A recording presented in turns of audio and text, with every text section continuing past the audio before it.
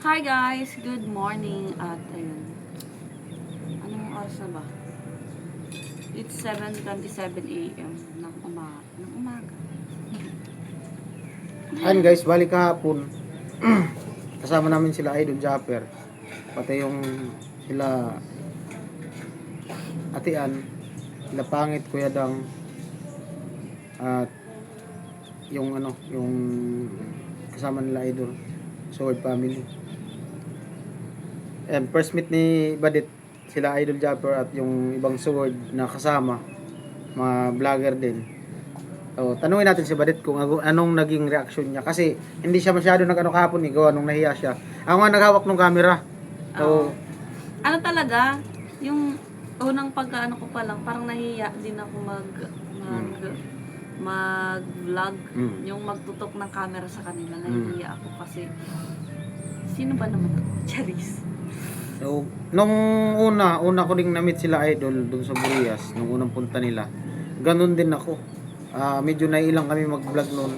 Tsaka cellphone pa lang yung gamit namin. Maswerte siya kasi GoPro yung gamit niya. So kami noon, cellphone lang, nailang pa kami, hindi pa yung cellphone na talagang mga ganito ang camera na hindi na masakit sa mata panuorin. Yung camera namin dati, ano pa, mahirap pang i-edit yun kasi magalaw. Masakit sa mata, marami nagreklamo. So maswerte siya ngayon. At maswerte din yung mga naging vlogger dito sa Kamsur na nakasama namin nila Kuya Nuri dahil sa unang pagbo-vlog pa lang nila talagang maganda na yung ginagamit ng camera. So, congrats sa mga nag-vlog na dito sa Kamsur, no. Especially kay Badit na nagkaroon na siya ng GoPro. At ayan, nung unang first meet mo kay Idol Japper kahapon, ano ang naging first impression mo nung nakita mo siya? Ano naging reaction mo? Ano, yung nung nakita ko na siya sa yung personally na talaga. Ay, ito na lang. Dati nung napapanood mo siya sa live vlog, ano yung naging reaction mo sa live sa mga vlog niya?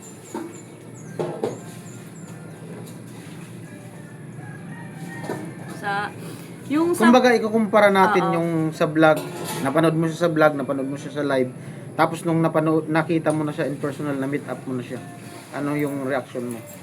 Kung pag kukumpara mo sa dalawa. para sa akin ang ganda niya palang kasama sa personal. Kasi hindi siya hindi siya katulad ng ibang hindi naman sa ibang vlogger, di ba, na sikat. Hindi siya katulad nun. Siya napaka low-key. Napaka low-key niya lang. Yung parang hindi mo nga siya mapapansin na uy, sikat na vlogger pala to. Uy, si ano pa. Parang hindi mo siya mapapansin na ito pala si yung sikat na vlogger sa sa Pinuno YouTube. ng Suword. Oo, pinuno ng Suword. Napansin ko sa kanya, napaka niya lang, low-key niya lang talaga. Kung ano yung panonood niya, the way siya magsalita, parang lang, yung napakasimple niya lang talaga, hindi siya yung katulad ng ibang vlogger na Hindi siya yung kesyo sikat na Kilala. kilala na ang magsalita, parang yung mayabang magsalita. Siya hindi. Napaka niya lang. Yung akala mo nga sa kanya walang-wala. Oo. Hindi naman sa walang-wala, kundi marunong siya mag-appreciate na mga bagay-bagay na Maliit man o malaki. Oo, maliit man or malaki. Tapos kung ano yung nakikita niya, parang na-appreciate niya yun. Parang marunong siyang mag-appreciate. Kasi yung iba kasi, parang, ay, ang naman nito, di ba? Parang yung iba ganun yung reaction. Tapos parang wala lang kapag na-meet mo. Siya talagang hindi. Siya, Tsaka pinupush ka niya. pinupush ka rin niya. Tapos yun nga, nagulat din ako nung nagsabi siya na, nung sabi niya, ay, ikaw pala si Miss Badet. Tapos nagsabi siya na nagulat ako. Nung nag-vlog na siya. Nag-vlog na siya. Tapos pinakita niya rin ako. Di ba nagsabi siya sa vlog na di ba nagsabi siya na magla-live siya? Oo. Tapos sabi niya, ay mag-vlog na lang pala ako para mabuo yung vlog. Tapos yung sinabi niya na para masama na din kayo sa vlog. Kasi ako nasama na talaga sa vlog ni Idol. Sabi niya, para makita dito si Barit sa sa vlog ko ganito ganyan para makilala din siya ng Suword community. Nandun yun sa vlog ni Idol. Tapos ano Ano yung na ramdaman mo nung sinabi niya ng ganun? parang sobra akong na Ano yung sinabi niya sa vlog? may sinabi kasi siya, sobra akong natuwa na gusto niya akong isali sa challenge. Kung may challenge ngayong Kung may taon. challenge ngayong taon, gusto niya daw akong isali sa challenge. So na naman ako, parang na-excite ako, tapos deep inside, di kasi ako masyadong talagang umiinig kahapon kasi nahihiya nga ako, pero deep inside talaga sobra akong na-excite na natutuwa na ganun yung sinabi niya. Tapos binanggit niya yung yung channel ko sa vlog niya. Parang sobra akong kasi kung iba kasi hindi man ganun eh. Ganun talaga si Idol kung talagang pasusuportahan ka ng mga viewers niya, babanggitin talaga yun. Tapos natandaan ko pa nung dati nung unang meet namin kay Idol. Nung unang tungtong na talaga ng Pier ng Burias, kami talaga na-meet nun si Kusina, si Karot. Sinalubong namin nung gabi. At ipiplex talaga yung yung pangalan ng channel mo sa screen. Pag nag-edit siya, kukunin yung channel mo, tapos ipiplex niya dun sa screen talaga sa pag-i-edit niya. Ganon ka, si Idol, kasolid na pinuno ng Suword. Ganon yun. Sabi ko nga kay Badit, maswerte ka kasi na nakita ka sa vlog ni Idol. Napaka lang kasi di ko rin naman yun ina-expect na nung pumunta nga baga kayo saan pumunta kayo? Nung pinuntahan niyo siya? Ay, sa Bukana? Sabi ko, gusto ko rin ma-meet si si Idol Jumper. Tapos ay, nung na-meet mo na di ba pumunta tayo doon, kasama niya yung mga Suword. Nung nakita mo din doon yung misis na Idol, si Ate Ann. Yung mo? nahiya kasi ako kay Ate Ann. Hindi ako masyadong makapag-entertain sa kanya. Kasi nahihiya ako. Kasi unang meet pa lang naman kasi namin. So, para kami nagkakatinginan lang, ganyan, ngiti, tapos,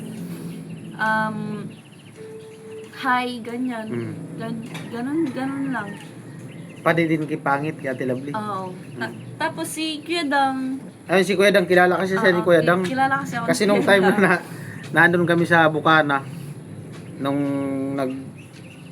inuman kami nila Kuya Dang, tapos kabungot, nung time na tumawag siya, nakausap siya ni Kuya Dang, tapos nikabungot. So, kilala na siya, tapos na na din yung channel niya. At ngayon si Kautoy, napagkwentuhan din namin si Kautoy, na kwentuhan namin. Kilala na din siya ni Kautoy, gawa nung first punta ni Kautoy dito sa Kamsur, nandun kami kilagwin. Tapos na-meet mo din si Kautoy, di ba? Hindi. Ay, di mo na-meet? Hindi ko yung na-meet. Sinabi mo lang sa akin yun. Akala ko na-meet mo si Kautoy. Nag-ano pala yun, nanonood na ng vlog.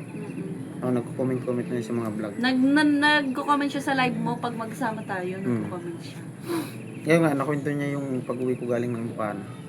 At, ayan, baka may message ka sa Suword. Nahihiya pa kasi ako ngayon. Sabi ko nga kahapon kay Kuya Noli, Kuya Noli, hindi ako masyadong makapag-boka kasi nahihiya pa ako. Ganun yung sinabi ko kay Kuya Noli kahapon. So, di ko alam sa mga susunod na kung medyo ang tawag doon, maging comfortable na. Yung parang maging comfortable na talaga. Medyo makapagdaldal na tayo. Ang kagandahan kasi sa Suword, pag ipupush ka talaga na ganito. Sige, mag-vlog ka, walang problema, ganito, ganyan. Okay lang yan. Walang problema yan. Ganun yung community ng Suword. Hindi naman sa ng ibang kasi mga meron talagang mga ganun na mga ibang vlogger na nag-iingit. parang yung halos di ka makapag-vlog gawa nung sobrang higpit. Sa community meron namang kumbaga yung balance yung limitasyon sa pagbo-vlog, pero hindi kagaya talaga ng ibang hindi naman sa nila lahat, kung meron talagang ganyan, pansin din yan, alam din naman yan ng mga viewers kung siyempre may mga bagay din na may mga limitasyon kung hanggang saan lang yung vlog mo, ito ganyan. So thankful ako at nakarating sila idol dito sa Kamsur at na-meet niya yung mga angels at napuntahan din yung mga pabahay. Yan. Mababayway ka na? Ayun guys, yun lang yung masasabi namin ngayon. May vlog na siya. May vlog na ako. Ang thumbnail nito, ganito pa lang ugali ni Idol Japper. Bye-bye na. Bye-bye. Bye guys. Alright. Upload na.